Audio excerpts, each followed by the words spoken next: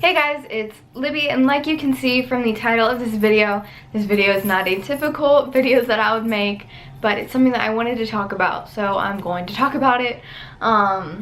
If you do not want to watch it, just don't watch it. Also, I am not going to be signing during this video. I already tried to film this a couple of times, and the signing just didn't work. It was too much thinking while I'm already trying to think about something that's really confusing and hard, so I'm just not signing. I'm going to close caption it though, don't worry. But so I guess let's start the serious conversation. The reason I'm making this video is because when I was going through really hard times, I often felt alone, and I would go look for people who understood. I went on YouTube a lot and like watched videos like this because it was just nice to feel like I connected with someone, like someone else understood. So I guess that's why I'm making this video. I hope that maybe if someone else feels alone out there, maybe they'll find my video and they'll watch it and they'll feel less alone. Yeah, I mean, maybe I can help someone through it. That's the goal. It's kind of the goal of my entire channel all the time. I just want to help people. But moving on, I guess I will get into the story of it. So when I was a sophomore in high school, I got really depressed. I saw a couple of different therapists. I didn't like any of them. I didn't connect with any of them or whatever, so I just stopped going to them, and I kind of just dealt with it all by myself. I'm not the kind of person who goes out and talks to friends or family about stuff like this, and just kind of keep it to myself kind of person, which I know isn't good. Don't bottle things up, but that's what I do. Dealing with it or whatever, I thought okay, but clearly I wasn't, because I ended up developing an eating disorder. However, I think that the disorder, or at least some disordered behaviors, actually started before my depression. When I first got my iPod Touch, when those were popular, when I was like 12 or 11, I'm 18 now, so whenever that was, like, I ended up downloading a calorie counting app, and I counted my calories for a few months when I was 12 or whatever. Another thing is that from like 7th grade on, whenever we had little class parties, like everyone would bring in food and like we just eat all class instead of learning. I wouldn't eat because I felt like I was gross if I did, or I don't know, I just felt like it wasn't okay for me to eat and that I shouldn't, and then so I didn't. But it really ramped up when I was depressed. I used it as a way to cope. I guess I felt like it gave me control, and I mean, all like the cliche things kind of, you know, like that went on for a couple years of me just not eating as much as I should have. At the beginning, I didn't even weigh myself. I didn't care. I was just not eating. I did end up weighing myself daily, sometimes multiple times a day. There's obviously no sense in that, but I would do it, and it mattered. I'm not going to talk about numbers or some like specific behaviors and stuff or tendencies, because I don't want to trigger anyone, and I also don't want to give anyone any kind of ideas or like tips and tricks. So I'm gonna refrain from getting into too much detail because there's no reason to, honestly. There's so many videos on here where it's just someone's slideshow of them becoming sickly thin and then gaining back to a healthy weight, but I'm just like, what good did that do? We all know that anorexia is dangerous. Like, you didn't need to be like, look at me, I'm dying, look at all these pictures of me dying. I don't know, sorry, that's super unrelated. I just don't like those my story videos. That's not your story, that's just your body. I don't know. Sorry if anyone's made that kind of video and you're watching this. I don't mean to offend. It was very rare that I would make myself throw up. I remember the first time I did it, like, it was after like a meal that I was so like pissed off that I had to eat. Like, it was just like unhealthy, and I felt like it was a lot of food, and I was just really mad and upset, obviously, so I made myself throw up. Obviously not a good idea, don't do that. I don't have to tell you that. But then I didn't do it again for months, and then so like a couple months later I did do it again for the same reason. And then after another couple months I did it again, and again and again and again. Like, I was doing it every day, sometimes twice a day for like a week straight. And I don't know why. This one night that I did it, I thought that everyone else was away.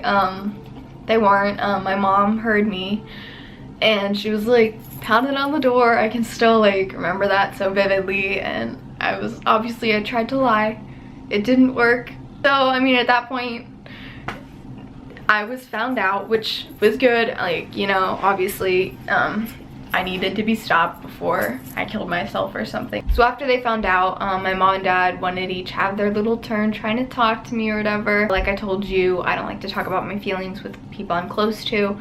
I told them both, I'm just like, look, I don't want to talk about this with you. It's nothing about you. And they wanted me to see a therapist, so I'm like, all right, I'll see a therapist.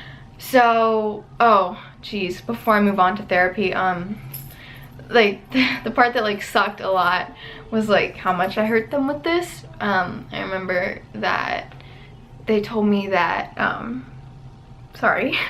that when they told my brother, like, he cried, and that makes me so sad. Like, clearly my goal was not to upset any of them. I didn't have a goal, you know, like I was messed up. Like, there's no goal in anorexia. Yeah, lose weight, yeah, get thin, whatever.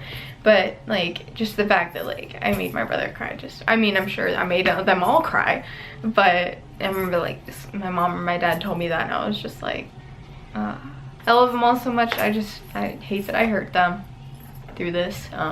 But moving on to like the therapy and stuff, my parents and I made a visit to the local mental institution, if you can call it that, and we saw the like woman who's supposed to be the best for eating disorders. We had a meeting with her, and when she wanted to start talking to me about like my disorder, like the details and stuff, I'm like, hey, can my parents leave the room? I don't want to talk about this in front of them.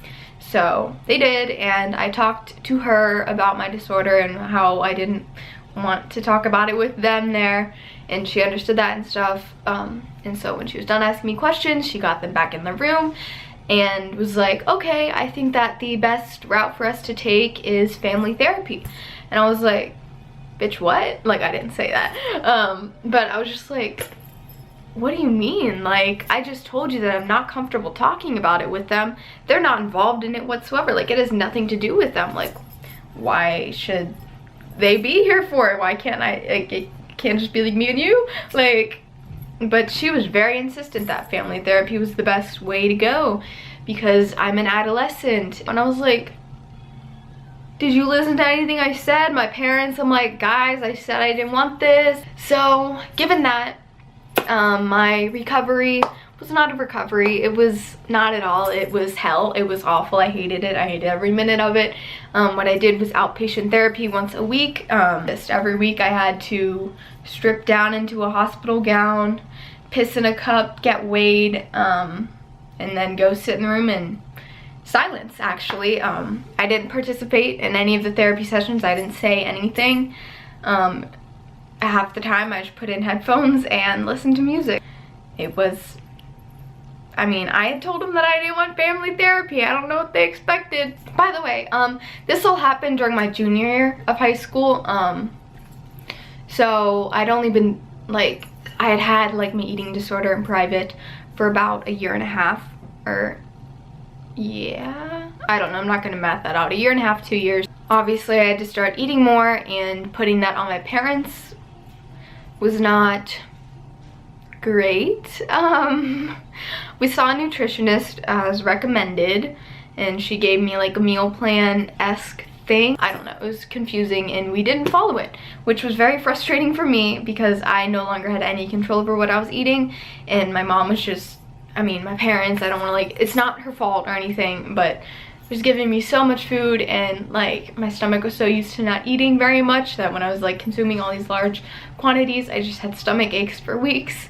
It sucked a lot. Physically it sucked a lot, and mentally it was really shitty. As far as weight gain in that recovery, I didn't gain weight for the first few weeks, and then I started like steadily gaining like X number of pounds each week. And I remember one time my therapist, like, after she weighed me and I was back in the room with my parents, she was like, yeah, I don't think that this weight is like real. Like, I think Libby's faking it. And I was sitting there like, I'm not faking it. Like, it was so hard on me to be gaining that weight, obviously. And then there she was, my therapist, saying, nah. She like suggested that we start patting me down for like weights, even though I was wearing a freaking hospital gown. She thought maybe I was water loading or something, and I'm just like sitting there like, great, so I'm gaining weight and they don't believe me. This is a lot of fun. But then my mom was like, oh no, I can see the weight. And then I was like, oh, kill me. Like, I know she didn't mean it in any harmful way, but it sucked to hear that. And Mom, if you're watching this, I know you're watching this. Please don't like come apologize. It doesn't matter. I don't actually, Mom and Dad, if either of you guys are watching this, please do not come to me and talk to me about it. I still don't want to talk about this with you. So we were just gonna keep doing therapy until we ran out of insurance coverage for it, because our insurance gave us like X visits to the therapist and then they would stop paying or something, or the copay would be more, whatever, I don't know. Before the last visit, I texted my mom, I'm like, I really don't want to go to this. I like really don't want to go. And she's like, I'm sorry, it's the last one, you gotta go or whatever. And I'm like, And the funny thing is, like, I went home because I went home to after school. I went home before I went back out to the therapist, and I set an alarm and I fell asleep and I slept right through that alarm. I missed the last therapy appointment. Like, I straight up missed it. Like, I'm sure that the therapist already hated me because I just sat there with headphones and then I don't show up. Like, but then, like, once I realized, I was just like, oh, fuck it. Like, I think, like, my dad came home and was like, where are you? And I'm like waking up like, oh shit. But I was at the same time, I was like, yeah, because I didn't want family therapy. Basically, I think the therapy ran kind of from the fall to the spring of my junior year. Something that I really don't like to think about and admit and see and stuff is that around that time and on until I started to lose weight again is like, I look at my YouTube videos and I can see the weight. I can see it in my face. That's what bothers me the most in the videos, is like the way my face looks, and I hate looking back at them. I don't like looking at those videos, and I don't know if you guys have been able to tell that my weight has fluctuated some throughout the duration of this channel. I've gotten a few comments about it actually, but I'm always just like, nah. And I don't mean that in a way to like lie to you guys. Ended up losing weight again. After I felt like I was in the clear from my parents' suspicion, after therapy had ended, I kept up the normal act or whatever for a while, and then I started losing weight again. I didn't ever throw up again. Wasn't gonna do that again. I was now into my senior year, and I did everything I could to avoid eating. I was counting my calories, by the way. As soon as the whole eating disorder with my depression, like when I was 15 up, started again, I counted my calories again. So that's something that I was doing. Eventually I just stopped feeling hungry. Like, I didn't get hungry. I didn't feel nauseous when I didn't eat. Like, if you're ever like so hungry you feel nauseous, like that didn't happen. I was fine. I don't know if my parents caught on at all. I don't know if my friends caught on at all. The end of my senior year, I decided that I wanted to try to see a therapist, but that therapist didn't do anything for me. I don't know. It's just like, it was just another failed attempt at therapy. 4 times I tried therapy and it all failed. So I'm not really a therapy person. I'm probably never gonna try it again in my life. So I tried therapy. I did try to get better, but in the end I kind of just said fuck it. Like, there were just things that would just upset me, and then I'd be like, fuck it, fuck recovery. Like, what's the point of recovering when this just happened or something, or when that just happened or whatever. And there's no correlation between the two things, but I made them correlate so that I had an excuse to not recover, I guess. I don't know. But at the end of my senior year, like the very, very end, like graduation time, I met a guy, fell in love with him. I think you guys know who I'm talking about. It was just this last summer. And I guess meeting and being with him kind of, shit, I'm crying again. I guess meeting him and being with him kind of made me like take a step back and like look at my life. I was kind of like, I have so much left to do. Like, I was about to go to college and I did not want to be like this in college. I had this amazing YouTube channel where I have like all of you guys. I had him, I had my family, I had my friends. Like I kind of just realized then that I have all this amazing, wonderful stuff in my life, and I can't keep slowly killing myself, because that's what eating disorders do. You're just killing yourself. He was definitely a big catalyst for my recovery, I would say. He's kind of the one who spurred it, and so if you're watching, I thank you for that. So where I stand now is that I am in recovery. It's hard, you know. I'm not seeing any therapists or anything. I'm giving up on that. I don't really feel the need to talk to anyone, because I talk to myself in my head a lot, not in a weird way. You know, just me like think to yourself. And I journal every day. It helps me a lot. I write poems about life, and that helps me a lot.